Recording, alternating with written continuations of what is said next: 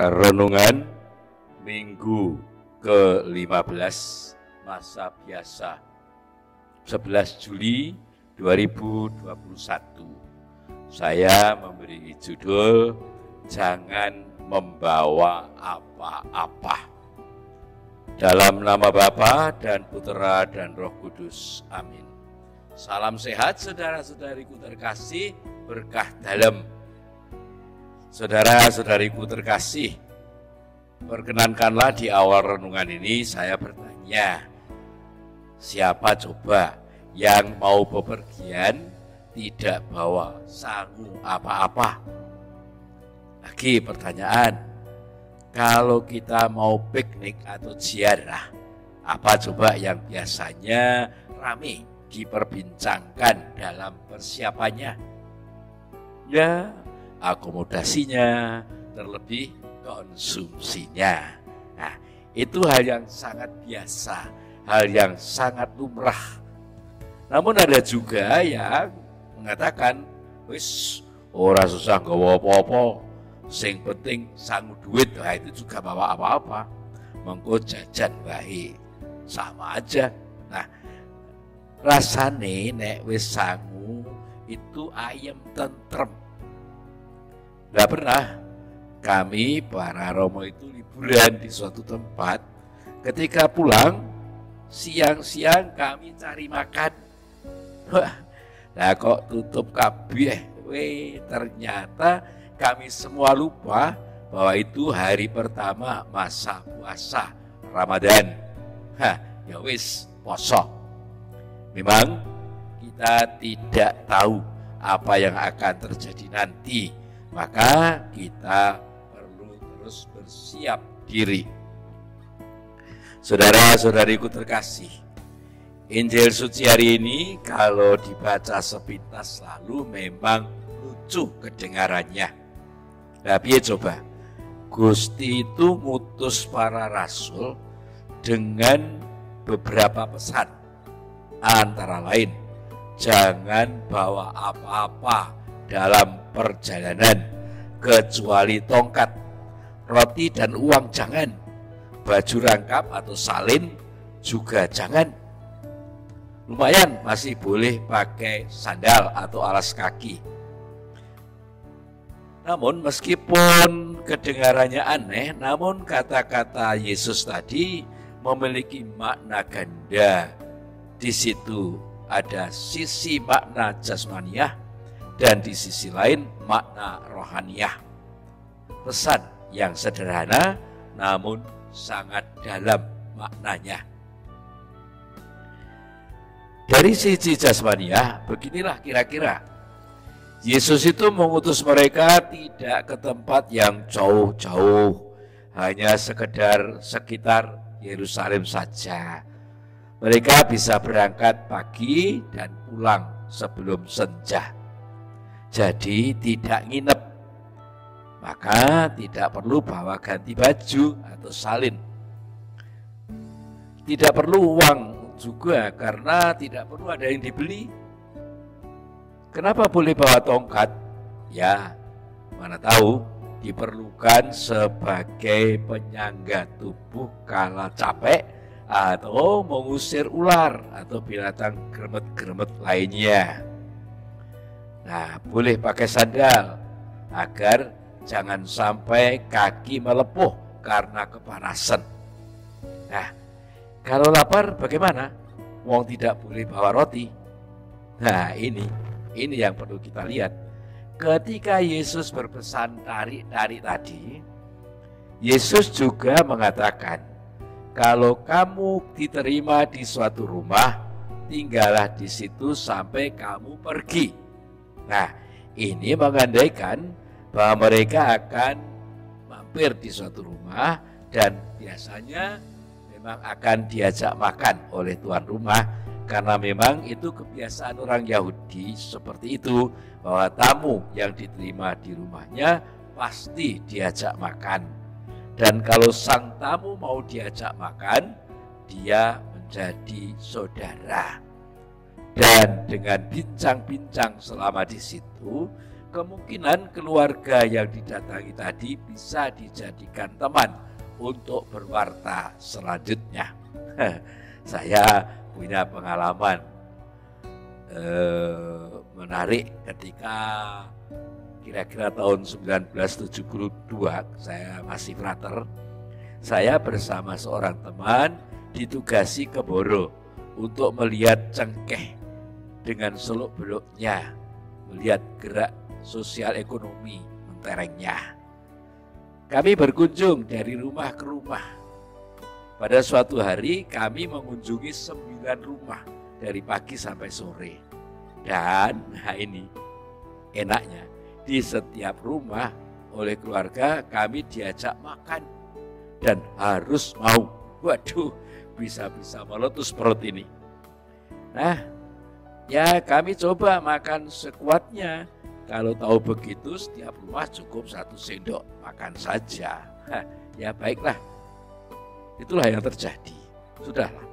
Nah, kini kita coba melihat sisi rohaninya. Ini berkaitan dengan soal iman dan percaya diri. Iman berarti mempercayakan diri sepenuhnya kepada Tuhan.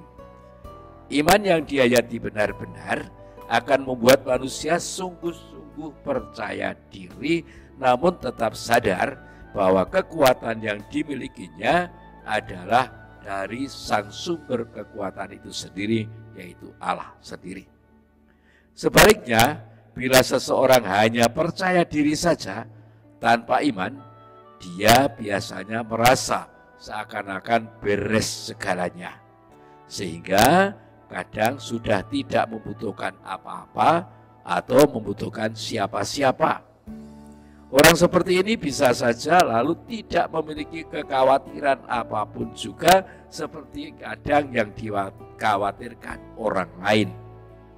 Dan payahnya lagi, kadang dia tidak mau mengikuti peraturan maupun kebijakan entah pemerintah ataupun gereja.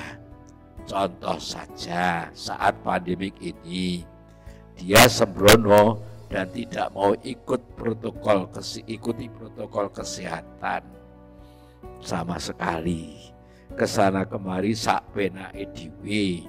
Nah, ternyata rapuh juga. Maaf loh, saya tidak mengatakan bahwa yang kena COVID itu karena sembrono. Maaf, karena mungkin mereka juga sudah sangat hati-hati. Jadi dengan pesan ini, Yesus bermaksud agar para rasul mengandalkan diri kepada Tuhan dan agar mereka juga bisa belajar dari orang lain tempat di mana mereka berwarta, agar apa yang dipelajari tadi bisa menjadi bahan penting pendukung warta. Mengapa demikian? Ya, karena mewartakan bukanlah 100% memberi atau menyuapi ilmu keagamaan lengkap dengan aturan-aturannya, melainkan memberikan kesaksian hidup atas iman yang dihayatinya melalui perkataan dan perbuatan nyata. Seorang juru warta bukanlah seorang expert atau ahli yang tahu segala-galanya dan kemudian ngocos, omong sendiri dan guroni serta menasihati tanpa melihat dan mengetahui situasi pendengarnya atau lawan bicaranya.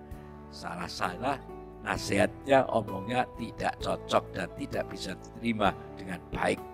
Jadi dengan tidak membawa apa-apa, para rasul diajak menyadari bahwa mereka memang tidak punya apa-apa selain iman yang mewujud dalam perbuatan sebagai kesaksian bagi banyak orang yang dijumpainya.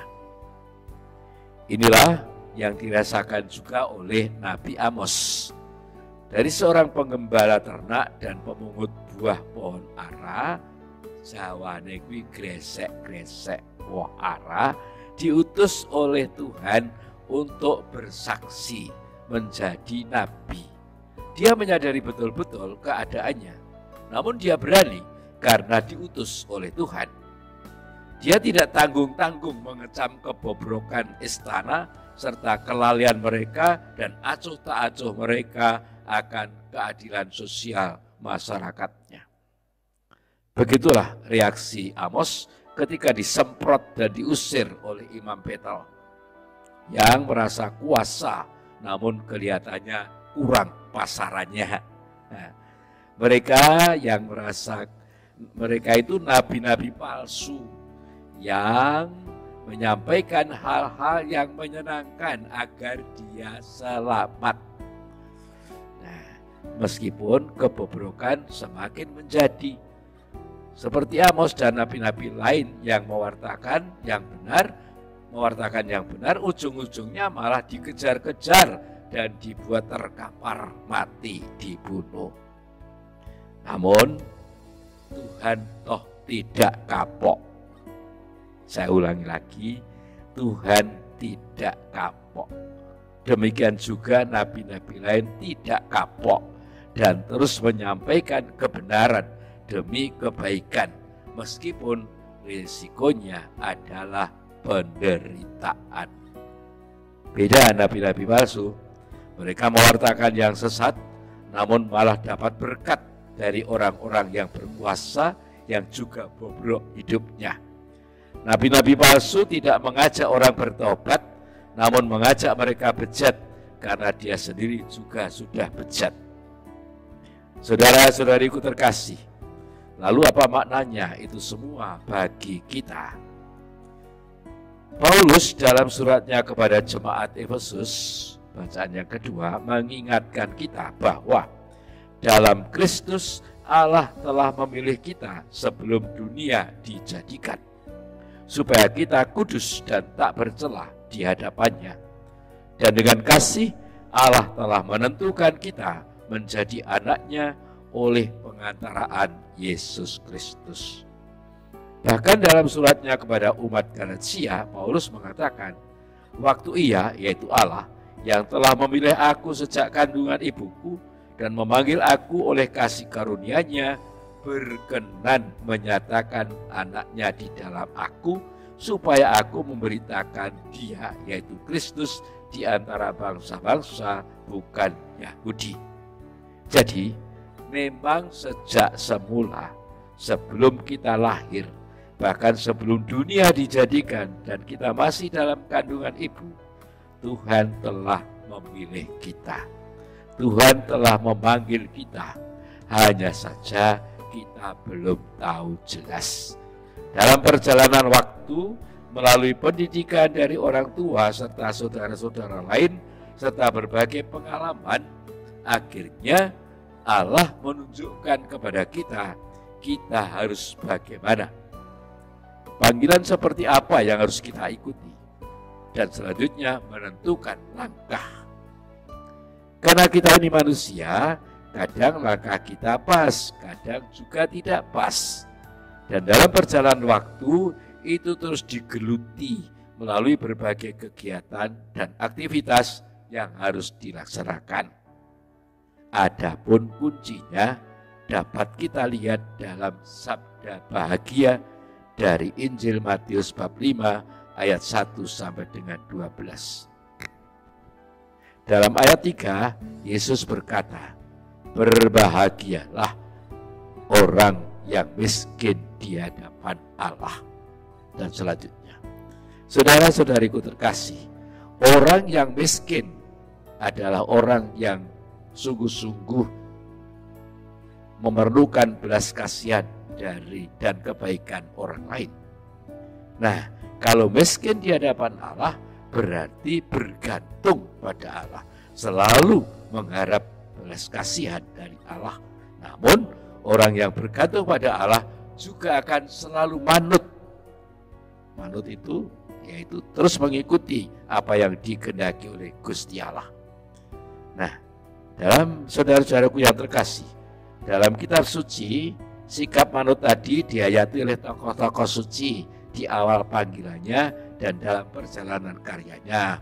Misalnya Abraham, dia manut pada Gusti ketika disuruh Tuhan meninggalkan tanah tumpah darahnya. Yusuf, yang dijual oleh saudara-saudaranya menjadi budak belian karena kepandaiannya dan ketulusannya, akhirnya diangkat menjadi perdana menterinya Firaun. Musa dipanggil melalui semak yang bernyala tapi tidak terbakar. Yesaya, ketika Tuhan bersabda, siapa yang akan kuutus? Dan dia menjawab, inilah aku, utuslah aku. Yeremia, ketika dipanggil dia menjawab, jangan aku Tuhan, aku masih muda, aku tidak pandai bicara. Tapi toh akhirnya manut Gusti, karena panggilan Tuhan memang tidak boleh dibantah. Sabda Tuhan tidak boleh terbelenggu. Masih lagi Samuel mamanya, dengan bantuan Imam Eli, dia menjawab, bersabdalah Tuhan, hambamu mendengarkan. Maria, dalam perjanjian baru, Maria dengan jawabannya, aku ini hamba Tuhan, jadilah padaku menurut perkataanmu. Dan Paulus dicegat Gusti Yesus di tengah jalan, lalu dibantu Ananias untuk menjawab panggilan Tuhan. Dan masih banyak contoh lain. Satu lagi yang juga tidak kalah pentingnya, Bapak Yosef. Orang yang pendiam itu tidak banyak bicara, bahkan dalam kitab suci pun Yosef tidak pernah dinyatakan bicara. Dia tidur, mimpi, jangan takut mengambil Maria sebagai istri. Wungu Grega langsung melaksanakan kehendak Tuhan. Dan sekali lagi masih banyak contoh lain tentang sikap miskin di hadapan Allah dan manut pada Gusti Allah apapun yang dikehendakinya. Dan kita pun dipanggil untuk bersaksi lewat karya kita sehari-hari. Pertanyaannya, seperti apakah jawaban kita? Dan bagaimana sikap kita selanjutnya? Monggo silahkan. Namun untuk dapat menjawab, kita harus tetap ingat pesan Yesus, jangan bawa apa-apa sebagai tanda bahwa kita ini miskin di hadapan Allah. Amin. Tuhan bersamamu dan bersama rohmu. Semoga Tuhan memberkati saudara sekalian, Bapa dan Putera dan Roh Kudus. Amin. Salam sehat saudara-saudariku terkasih. Ayo tetap taat pada PPKM, buang rasa takut, namun tetap eling dan waspada. Bayat 11 Juli 2021, Yakobus Winarto PR, Romo Paroki Santa Maria Ratu, Bayat.